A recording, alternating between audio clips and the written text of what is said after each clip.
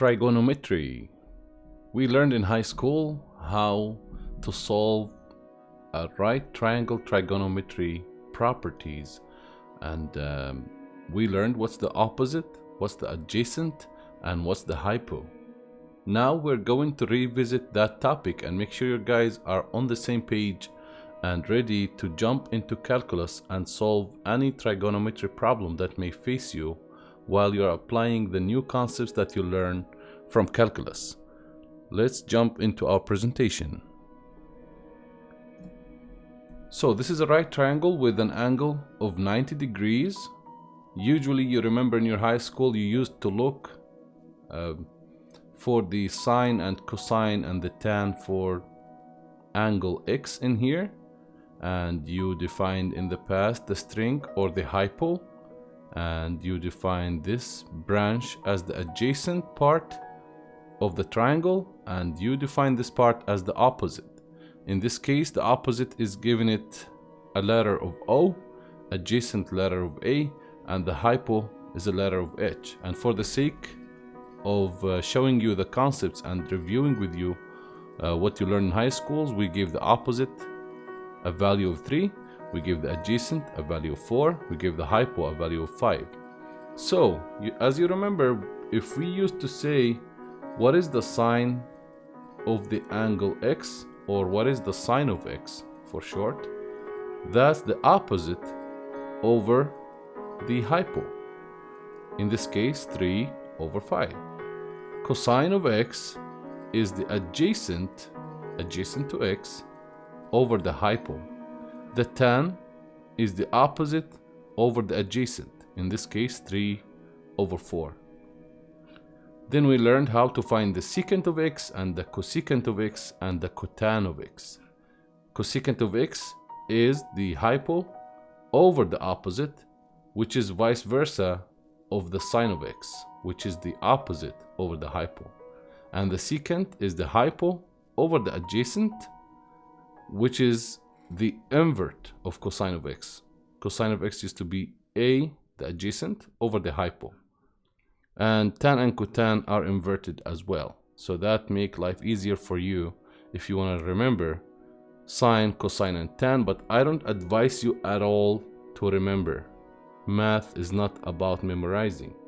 Now, having advancement with the internet and all the information are online, you can pull up those data as soon as you want or as fast as your typing speed. But you need to know what is the concept behind it. What do you mean by sine of X is opposite over hypo, or cosine of X is adjacent over hypo?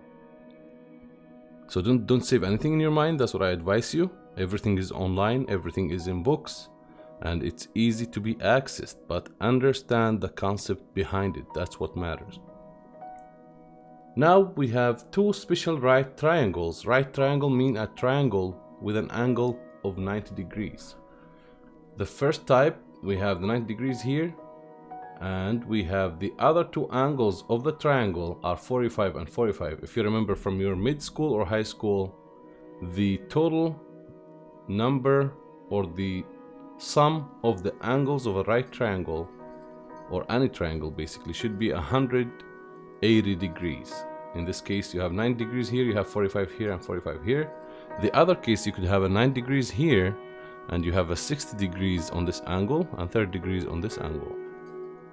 Now, how does the sine, cosine, tan, cotan, cosecant, and secant look like for those triangles? For the 45 degrees right triangle, the sine of the angle 45 degrees is the opposite over the hypo. So if we are talking about this angle, the opposite is 1, the hypo is the square root of 2, which equals 0.71. Cosine the 45, if we're talking about this, it's the adjacent over the hypo, which is the same as the sine. The tan is the opposite over the adjacent, which is 1 over 1 equals 1. Cosecant, secant, cotan, etc. If you have a right triangle with angles of 60 degrees and 30 degrees for the rest of the triangles, for the rest of the angles, then you have sine of 30, in this case, the opposite, which is 1 over the hypo, which is 2, that gives you a half. Cosine the 30 is the adjacent over the hypo, That's the square root of 3 over 2.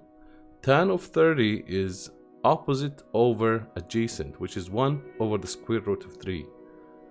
The sine of 60 degrees, in this case, opposite over hypo, the opposite is square root of 3 over 2. And the adjacent in this case is the 1. So you see what's going on? The angle of 30, that's the adjacent to the angle of 30. When you jump to the angle of 60, what's the adjacent of 60? The hypo is common, it doesn't change based on the angle, it's common for the whole triangle. But the adjacent relative to the angle 60 is 1 in this case, while the adjacent for the angle 30 is square root of 3. If you got that, then all of these mean nothing, they're easy. And finally, the identities. As you can see, mathematics found her identity. Did you find your identity? That's important to answer at this point.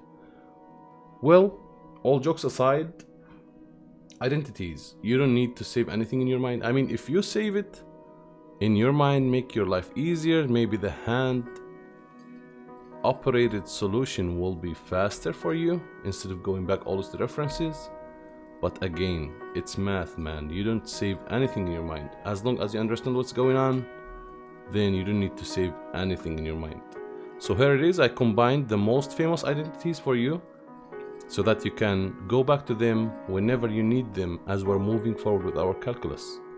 And by now, I think we are ready to jump into our calculus, starting with our limits.